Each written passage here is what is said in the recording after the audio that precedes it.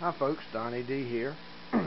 This afternoon I finally got a chance to go to my little shooting place and do a little bit of testing of this BSA Sweet 22 3 to 9 by 40 scope that I have mounted on my wife's Mossberg 46B 22 bolt action rifle. First thing I did before I actually went to my range, I went in my backyard where I have some targets set up for my air rifle, and aimed at a few targets that are set out at about 25 yards. Adjusted the parallax up here, or the objective lens, to where the 25-yard target was in focus, and it came up to be close to 25 yards on the actual setting.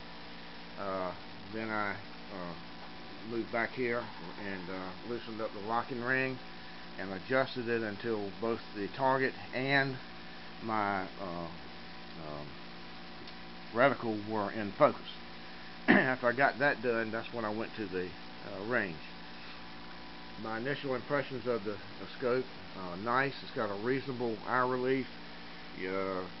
Still on the higher settings. Seems like the further out I moved, for some reason I had to kind of hunt and pick a little bit in order to get that perfect sweet spot in there. And you know what I'm talking about. One thing I did notice, that if you'll notice that the last distance that I shot from was 125 yards. However, you'll see that the parallax, if you can see it, I'm probably not in focus good enough, but it's actually set at 50 yards. So at 125 yards, when I adjusted the front objective, or the parallax, to get it in focus, or what I perceived with my eyes and my glasses to be in focus, instead of being out at infinity, it was actually set at about 50 yards. But I don't guess that matters, as long as it brings the target in focus at the range you're shooting. I guess that's all that matters. If you'll notice, I've got the 40 grain weight replaceable turret, as I've said before, and if you're familiar with this scope at all, it comes with 3 different turrets, one for 36, one for 38, and one for 40 grain weight bullets. Today I was shooting this Federal, supposed to be match grade 22 40 grain 1200 foot per second muzzle velocity ammo. Never shot it. Well, if I have, I don't remember. Got a couple of boxes of it, but I hadn't shot it in a while. First time I shot this in a long time anyway. And that's what I was shooting today. Now, a couple of things about the scope, in case you didn't see my initial review on it. It does come with screw-on dust covers, which I kind of like. It comes with a locking ring type of reticle or rear lens adjustment, where you loosen the locking ring and adjust until you get your reticle in focus. It's got a 1-inch tube. As I said before, it comes with 3 different bullet weight compensating zero resettable elevation turrets. The Windage is not zero resettable, but it's covered with a cap, and once you remove the cap, you don't need any tools to make your adjustments. It's finger adjustable. And then again, it's got a 40mm objective that is adjustable for parallax. But anyway, my results were, when I went out to the range, I finally got out to the range, I didn't touch the scope. I shot it at 50 yards with what it was set at. This turret was not set at 50 yards. So I shot it at 50 yards at that setting, and it was shooting pretty much low. So rather than try to adjust that out with the turrets, I went ahead and shimmed up between the ring and the scope tube with a little copper shim that I made to get it close. Then I set it for 0 and started shooting some of my homemade shooting seed targets to get it adjusted to 50 yards, and then here are my results. And keep in mind that I am one of the world's worst shooters that there is, but I do have fun with it. After shooting several of my homemade shooting seeds, this was the last group that I shot at these distances. I set up this fresh target here, and this one here is my 50-yard group that I shot. Looks like I was shooting a little bit high and to the right, and one of them hit dead center, of course. then I moved that to 75 yards. Still shooting a little bit high with the turret set at. I moved my turret like it said to do. Set your turret at 50 yards. Once you get it zeroed, then when you move to 75, all you have to do is turn that top turret to 75 yard setting, and there you go. Pretty darn close. Then instead of moving to 100, I went ahead and moved to 85 yards. Set it on 85 yards, and again, still close, just maybe a tiny bit high. Had one flyer over here, and I guarantee you that's me.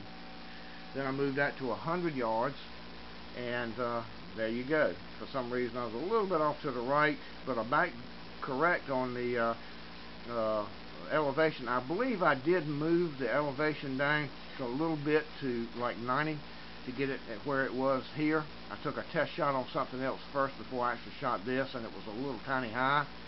So I believe, if I remember right, I moved that turret down to 90 yards. You have to understand that I had my distances from my target board marked in 25-yard increments, but something happened to my yardage markers today, so I had to step it off. So I don't know that 100 yards was exactly 100. It may have been a little bit more, a little bit less than 100. Same with the 85 and 75 yard distances. I had to step them off. But anyway, that's pretty darn close. I then moved and shot this Caldwell Matrix shoot and see target, more or less to have fun. It was at 125 yards.